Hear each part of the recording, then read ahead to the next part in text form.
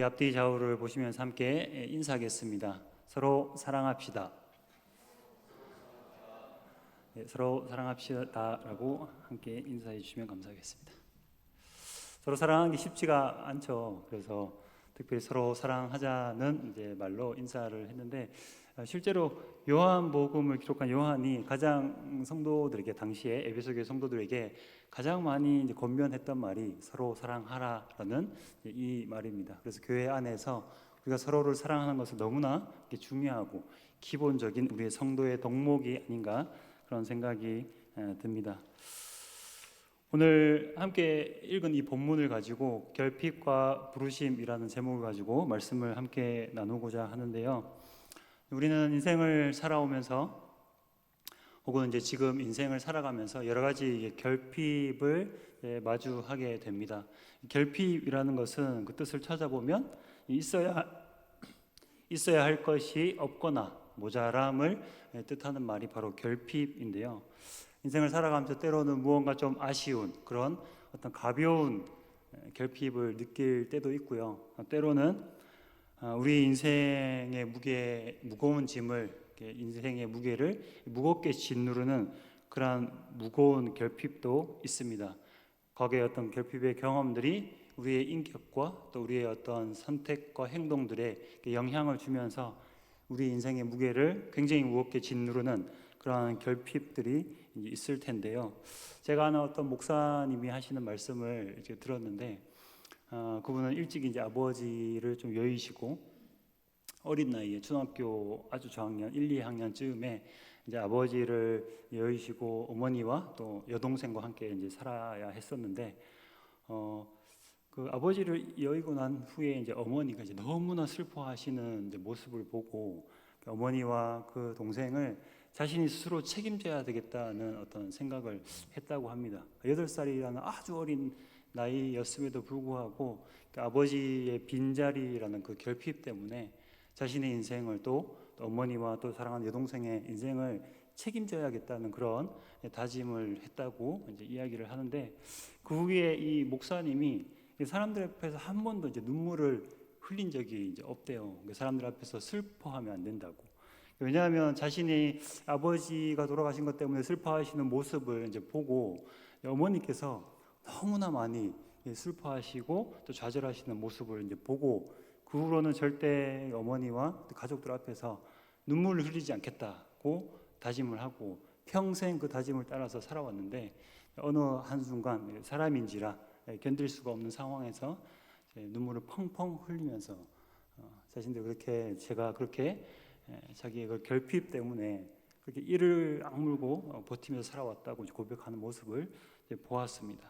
이처럼 우리가 살면서 경험했던 여러 가지 이제 결핍들이 우리의 인생을 무겁게 짓누르기도 이제 하는데요. 오늘 데라의 족보를 통해서 우리의 인생을 무겁게 짓누르는 그 결핍을, 그 무거운 짐을 하나님 앞에 내려놓는 그러한 말씀을 함께 나누었으면 좋겠습니다. 오늘 제가 함께 읽은 본문은 데라의 족보가 기록된 본문인데요.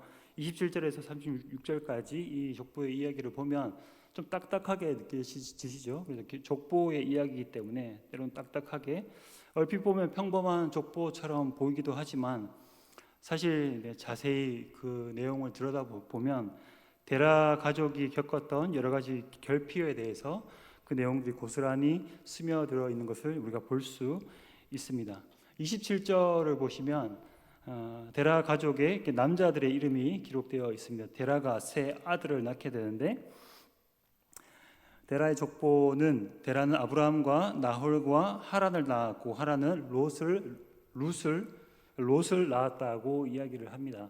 데라의 가족의 남자에 대한 이름을 기록하고 있는데, 당시에는 3, 4대가 함께 거주하는 것이 보통이었기 때문에 이렇게 할아버지, 아버지 때의 세 형제들 그리고 손주 롯의 이름을 기록하면서 데라의 가족을 소개하고 있습니다. 그래서 38절을 보시면 하란은 그 아비 데라보다 먼저 고향 갈대아인의 우르에서 죽었더라라고 이야기하면서 데라 가족의 아픔의 첫 이야기를 이제 시작하게 되는데, 사실 26절에서 이제 숨겨져 있던 27절에서 등장하지는 않지만 26절을 좀 보시면 26절에 이렇게 기록되어 있습니다. 데라는 70세에 아브라함과 나홀과 하란을 낳았더라라고 이야기를 하는데 70세에 아들을 낳았습니다. 70세에 세 아들 낳은 것 같지는 않고요. 아마 첫 아이를 70세에 낳은 것 같은데 70세의 나이에 아들을 낳는 것이 쉬운 일은 아니죠.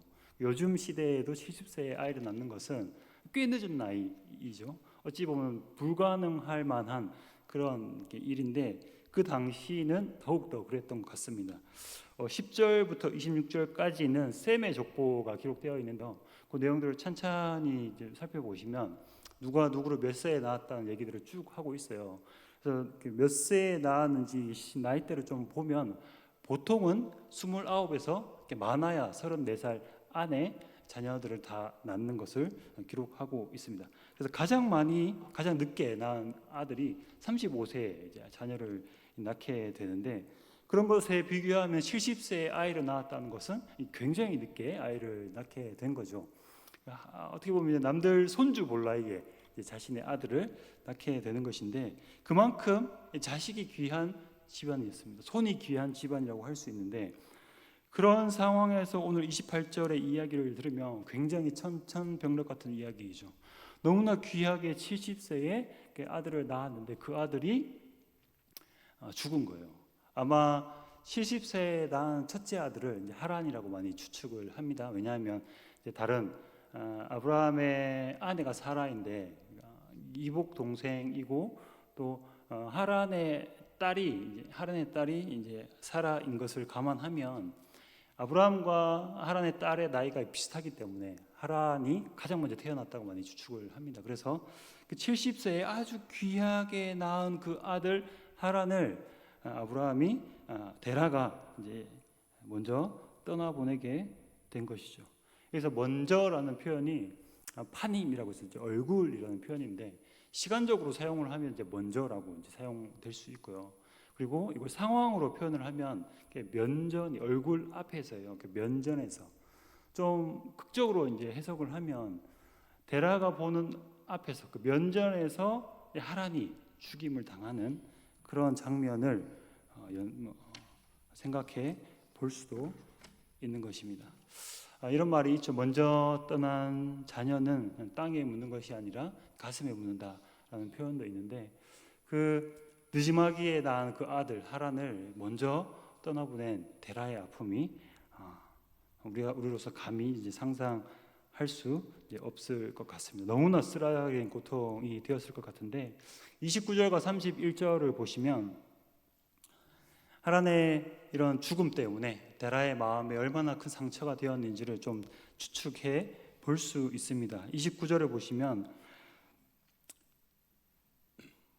아브라함과 나홀이 장가든 이야기가 이제 기록이 되어 있습니다. 그래서 아브라함의 아내의 이름은 사레이고 나홀의 아내의 이름은 밀가라고 이야기를 하면서 하란의 딸 밀가가 나홀과 결혼을 했다고 이제 이야기를 하죠. 그 말은 다시 말하면 데라의 손녀가 아들과 이제 결혼을 한 겁니다. 데라의 손녀를 자기 아들 나홀과 이제 결혼을 시킨 거예요. 그리고 여기에서 이스가라는 딸의 표현이 있어요. 이스가라는 이름이 있는데 보통은 이제 성경에서는 이 이스가에 대한 정체를 밝히고 있지는 않은데 학자들의 생각이나 혹은 고대 이제 랍비 문헌 중에 미드라시라는 문헌이 있습니다. 거기를 보면 여기 나오는 이 이스가가 사레이다라고 주장을 이제 하기도 해요. 다르게 표현하면 죽은 하란의 두 딸들을 자기 아들 둘에게 이제 결혼을 시킨 거죠.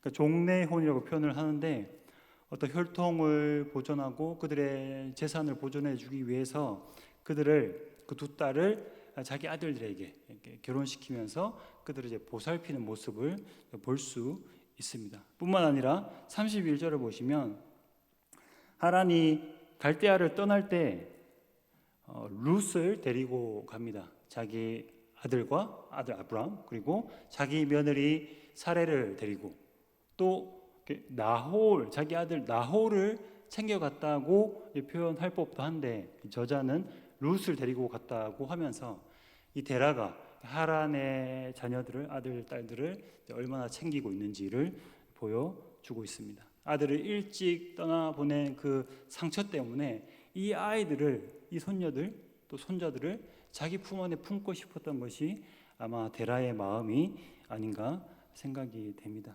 이렇게 데라의 마음의 그 상처와 아픔과 결핍이 이렇게 잘 느껴지는 장면인데요. 워낙 손이 귀한 이 집안에 너무 안타깝게도 하란이라는 아들을 먼저 떠나 보내게 됩니다. 그 과정에서 데라는 가족에 대한 결핍이 생긴 것이죠. 가족을 잃은 것 때문에 결핍을, 가족을 지켜야 한다는 어떤 집착이 생겼던 것 같습니다. 데라는 이런 자손에 대한, 자식에 대한, 자녀에 대한, 이 가족에 대한 결핍이 있는데, 그럼 아브라함은 어떨까요? 우리 30절을 보시면 사레는 임신하지 못함으로 자식이 없었더라라고 이야기를 하고 있습니다. 아브라함의 아내였던 사레는 임신을 못함으로 자식이 없었다고 이제 기록을 하고 있는데, 아마 이때의 아브라함의 나이가 70세 정도로 추정을 합니다. 왜냐하면 가나안에 딱 들어갔을 때 나이가 75세였기 때문에 그 이전에 한 70세 정도의 갈대우를 떠났을 거라고 많이 추측을 하는데, 이때까지도 사라에게 이제 아이가 없었던 거예요. 아브라함의 아내 사라에게 이제 아이가 없었던 거죠. 아버지 데라와 마찬가지로 아브라함에게도 자녀가 없는 결핍이 있었습니다. 아버지의 그 인생을 함께 보내면서 자녀를 잃고 슬퍼하는 그 아버지를 위해서라도 빨리 아이를 낳아주고 싶었던 것이 아마 아브라함의 마음이었을 것 같은데, 그럼에도 불구하고 이 집안에 또 이제 아이가 없는 거죠. 그래서 자식에 대한, 아이에 대한 그런 결핍이 아브라함에게도 있었습니다. 이처럼 데라와 아브라함의 가문에는 자식에 대한 결핍이 있었습니다. 늦은 나이까지 아이를 갖지 못했고, 또 그마저 귀하게 얻은 그 아이를 잃어버린 그 아픔이 있는 집안이었죠. 그리고 아브라함마저도 역시 나이가 많았음에도 불구하고 아이가 없는 그런 결핍이 있는 집안이었습니다.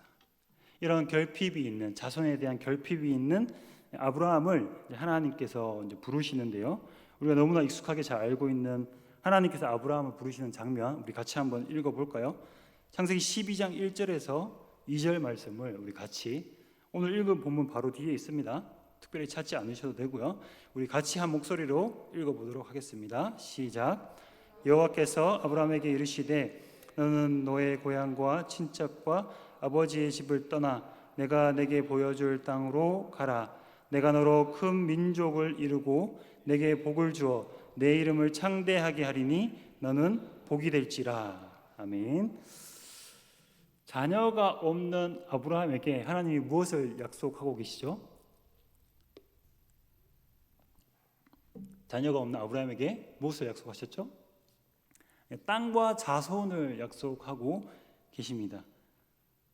하나님께서 많은 자손들을 약속하시고 또 그들이 거주할 땅을 허락해 주시겠다고 말씀을 하죠. 많은 자손을 통해서 민족을 이루게 하시고 아브라함의 이름을 창대하게 할 것이라고 하나님께서 말씀하시는 것입니다.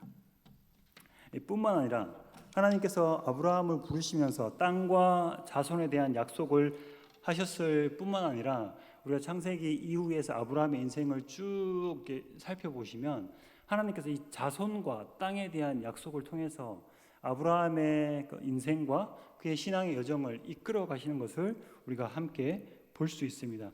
중요한 순간순간마다 하나님께서 나타나셔서 땅과 자손에 대한 이 약속을 계속해서 확인시켜 주시고 점점점 구체화시켜 주시는 것을 볼 수 있는데, 창세기 13장을 보시면 아브라함이 롯을 소돔으로 떠나보내고 가나안에 남는 믿음의 선택을 합니다. 그때 하나님께서 나타나셔서 동서남북을 다 바라보게 하시고 걷게 하시고 그 땅에 셀 수 없는 자손들을 주시겠다고 하나님께서 약속을 하시죠. 그리고 창세기 15장에서 북방에서 왕들이 쳐들어왔을 때 아브라함이 믿음으로 그 전쟁에서 승리한 후에도 마찬가지로 아브라함에게 땅과 자손에 대한 약속을 하셨습니다.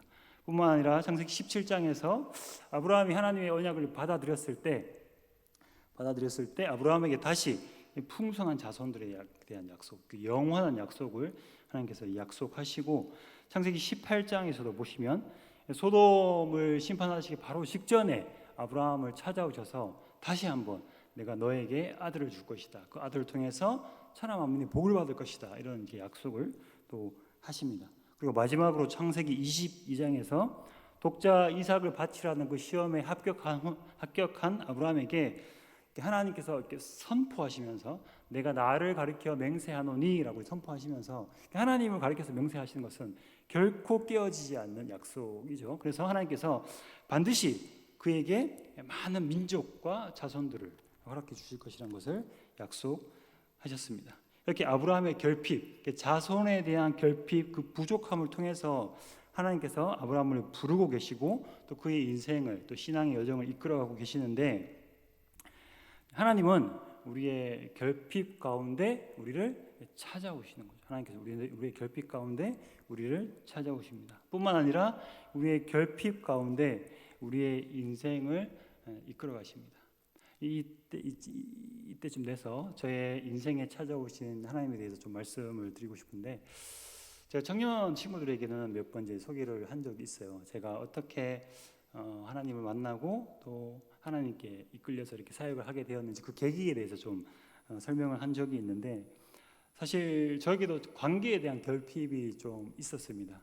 어릴 때부터 홀로 지냈던 많은 시간들이 있었기 때문에, 아버지는 일을 하셨고 어머니는 사역을 하셨기 때문에 제가 홀로 지냈던 시간들이 이제 많이 있었습니다. 그래서 제 안에는 어머니의 보살핌, 혹은 부모님의 보살핌에 대한 결핍들이 있었는데, 관계에 대한 결핍이 있었던 거죠.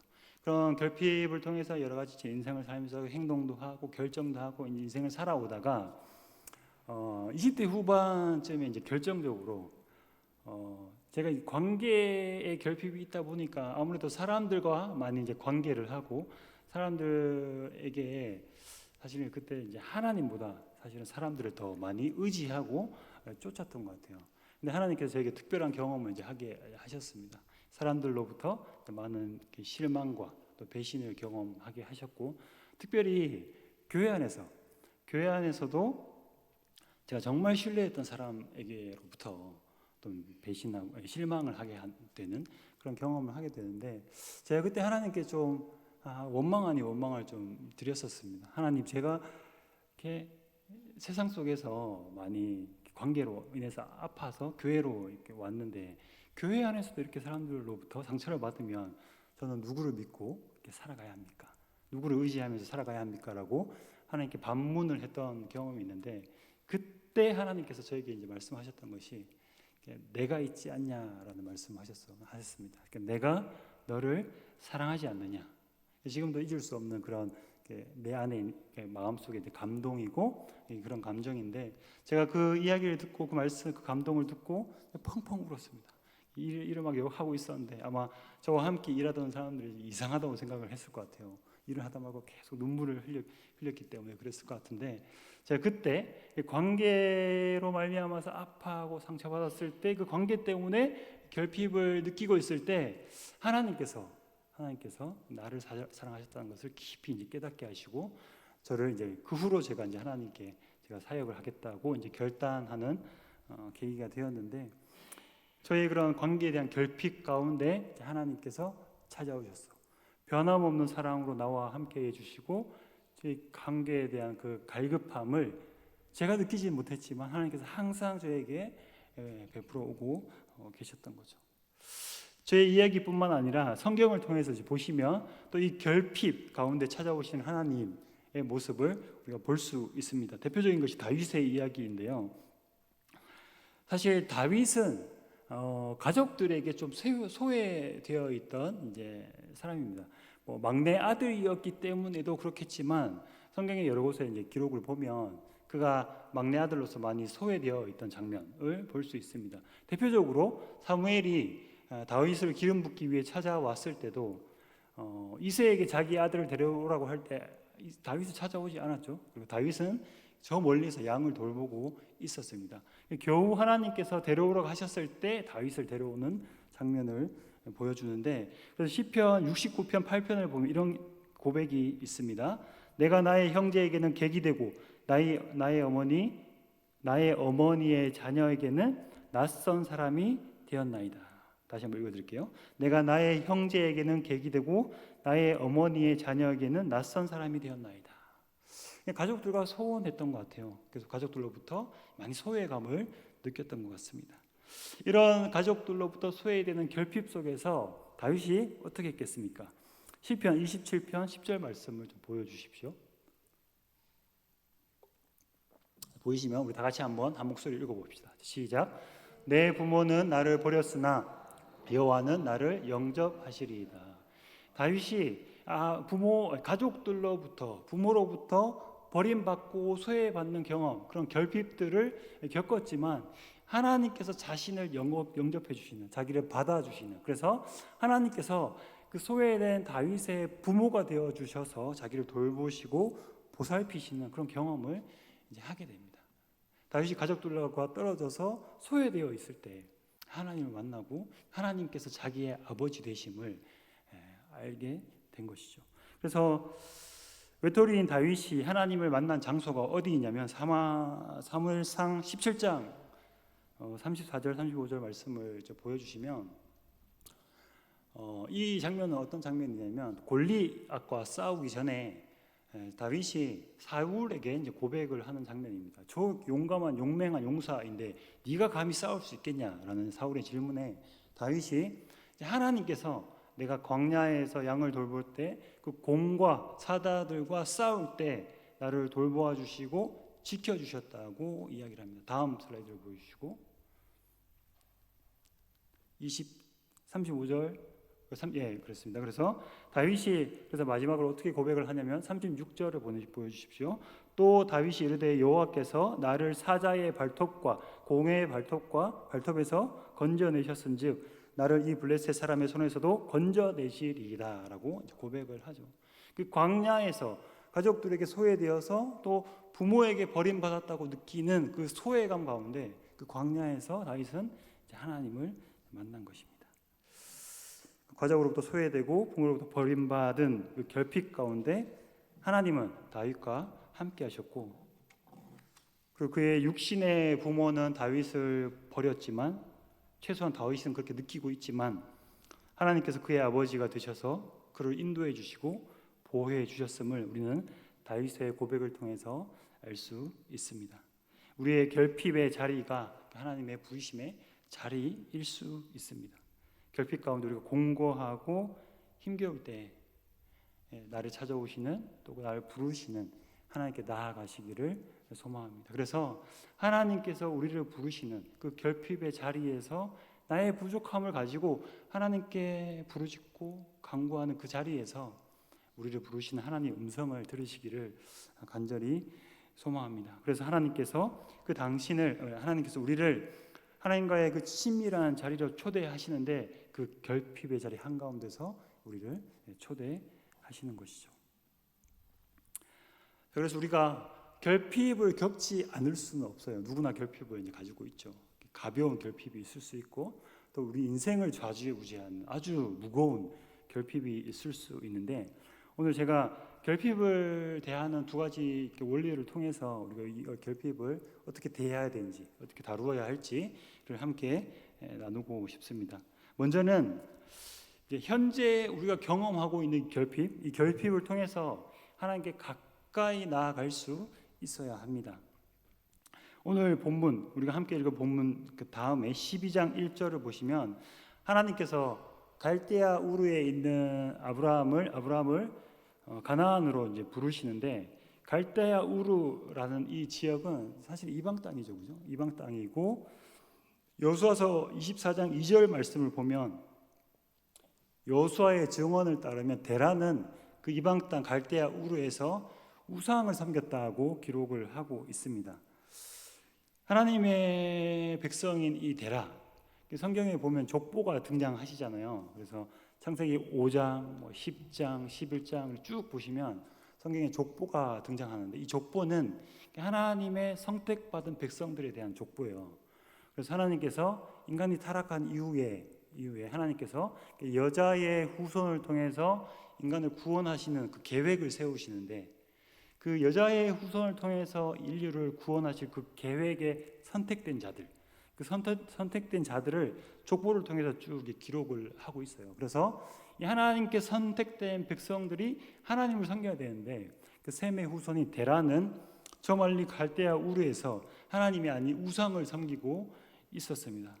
갈대아 우르는 당시 메소포타미아의 수도로서 이제 문화적으로나 종교적으로 굉장히 발달해 있던 이제 나라였고, 달의 신 쉰을 섬기고 있던 나라였습니다. 그래서 그 우상 숭배의 지역 도시인 갈대아 우르에서 하나님께서 가나안으로 아브라함을 이제 부르시죠. 결핍이 있는 아브라함에게 찾아가셔서 너는 갈대아의 우르를 나와서 가나안으로 가라고 이제 말씀을 하십니다. 그래서 아브라함이 하나님의 그 약속을 말씀을 붙들고 우르에서 가나안으로 옮기게 되는데, 가나안은 결론적으로 말씀을 드리면 하나님을 예배하는 땅입니다.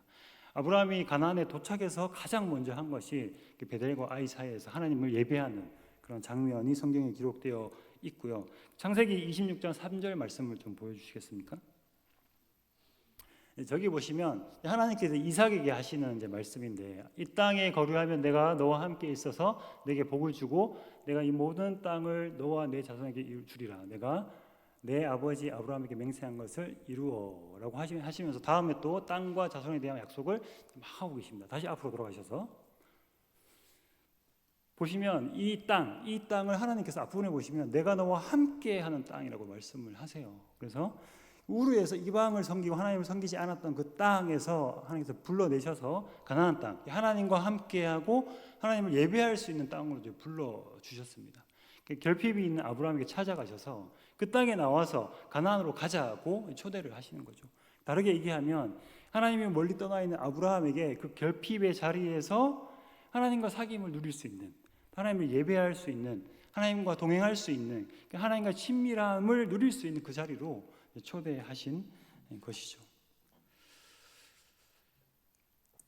만약에 현재 우리의 삶이 결핍에 허덕이는 삶이라면 오늘 이 말씀을 통해서 부탁드리는 것은 오늘 우리의 결핍의 상황을 가지고 하나님 앞에 나아가서 하나님 앞에 씨름하시기를 소망합니다. 그 무거운 짐을 하나님과 함께 아뢰며 하나님과 함께 씨름하며 나아갈 때 하나님께서 우리의 씨름을 통해서 우리를 하나님의 친밀함으로 초대하시고 하나님과의 그 친밀한 관계에 우리를 초대해 주실 것입니다. 하나님께서 결핍 가운데 아브라함을 갈대아 우르에서 가나안으로 불러내셨고 하나님과의 그 친밀한 관계로 초대하셨습니다. 예수님의 동생 야고보는 그의 책 야고보서에서 결국 아브라함에게 하나님의 친구, 하나님의 벗이라는 별명을 붙여 주었는데요. 우르를 떠나서 가나안으로 들어온 아브라함은 결국 그 땅에서 하나님의 친구가 되었던 것이죠.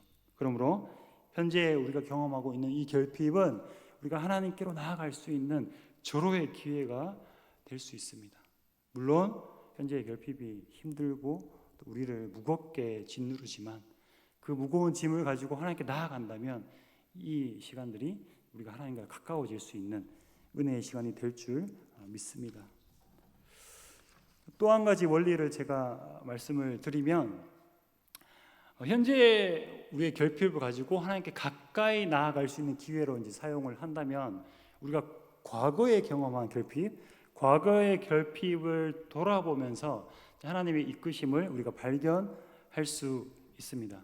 지나버린 과거가 더 이상 때로는 나에게 짐이 되지 않을 수 있습니다. 그러나 우리는 지난 과거의 결핍들을 돌아보면서 하나님께서 우리 안에 우리의 마음에 소원을 심어두시고 또 우리 마음속에 하나님을 향한 열정을 심어두셔서 우리 인생을 이끌어 가시는 것을 발견할 수 있습니다.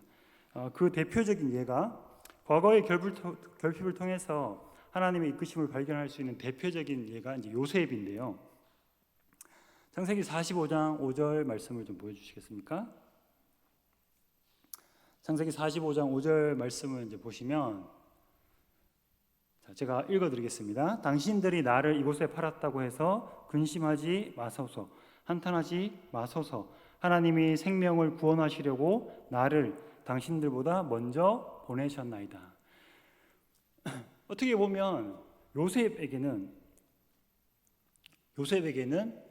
형들에게 팔려가서 깨굽에서 종살이하고 또 감옥에 갇히는 것이 결핍의 순간일 수 있습니다. 그러나 총리가 된 이후에 요셉은 자신의 과거의 그런 결핍들, 아버지로 사랑하는 가족들로부터 멀리 떨어져서 홀로 그렇게 고생하며 지내왔던 그 결핍들을 통해서 하나님께서 자기를 어떻게 이끌어 오셨는지를 고백하는 거죠.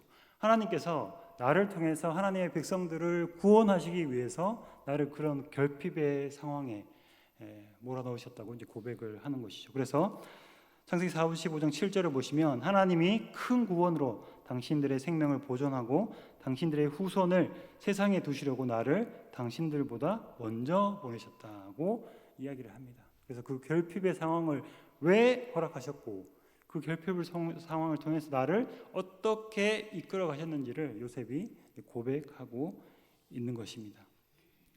오늘 아브라함의 이 부르심을 자세히 이제 돌아보시면 아브라함의 현재의 입장에서 하나님의 부르심은 그냥 달콤한 유혹일 수 있습니다. 무슨 말이냐면 내가 지금 현재에서 아브라함이 되어서 하나님의 부르심의 이야기를 듣고 있다면 그것은 자손이 없는 나로서는 하나님의 어떤 달콤한 유혹이 될 수 있죠. 그러나 우리는 과거에서 아브라함의 이야기를 들여다보고 있습니다. 과거에서 보는 아브라함의 부르심은 하나님께서 아브라함을 통해서 온 인류를 구원하시기 위한 하나님의 계획을 이루어 가시는 그 장면으로서 그 통로로서 아브라함을 부르셨다는 것을 우리는 알 수 있습니다. 이처럼 우리는 우리 지난 과거의 결핍들을 돌아보면서 하나님께서 우리를 어떻게 이끌어 오시는지 또 우리를 이 시련을 통해서 결핍을 통해서 어떤 모양으로 이끌어 가려고 하시는지를 발견할 수 있습니다. 그러므로 우리가 과거에 경험했던 여러 가지 결핍의 상황들을 잘 돌아보시면 하나님께서 오늘 내가 무엇을 하고 내가 오늘 하나님 나라를 위해서 무엇을 하며 살아가야 할지를 깨닫게 해주시는 것이죠. 그러나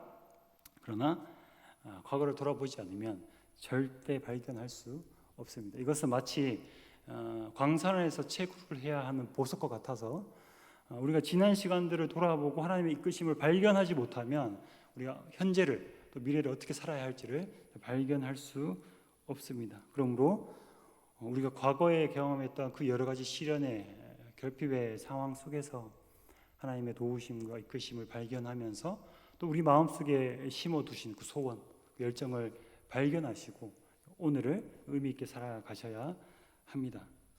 또 여기서 저희 이야기를 잠깐 이제 말씀을 이제 드리면 저는 말씀에 대한 이제 결핍이 있습니다. 왜냐하면 제가 사역을 하기로 이제 결단을 하고 처음 이제 섬겼던 교회, 사역은 하진 않았지만 전도사로 섬기진 않았지만 평신도로 이제 그 교회에서 신학교를 준비하고 이제 양육을 훈련을 이제 받고 있었는데 교회 목사님이 굉장히 성품이 좋으시고 정말 이제 하나님 앞에서 신실한 하나님의 종이었습니다. 근데 정말 좀 아이러니한 것은 이 말씀을 이렇게 목사님의 선한 의도를 가지고 정말 신실하게 이 말씀을 가지고 이렇게 성도들을 양육하려고 애쓰셨는데, 근데 말씀을 이렇게 잘못 이렇게 해석을 하고 좀 자기 중심적으로 말씀을 이렇게 해석하는 그런 모습들 때문에 목사님의 중심은 너무 선하지만 결과가 성도들을 너무나 힘들게 하는, 그래서 많은 성도들이 또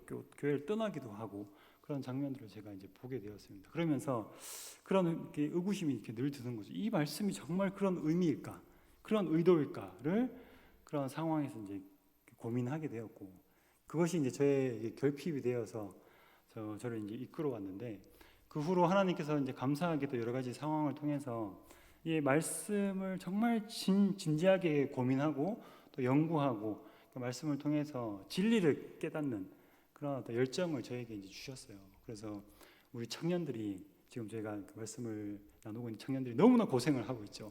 왜냐하면 너무 어렵게 전하고 있거든요. 그래서 그러나 제가 말씀에 대해서 확신이 없으면 증거를 이렇게 선포를 이제 못해요.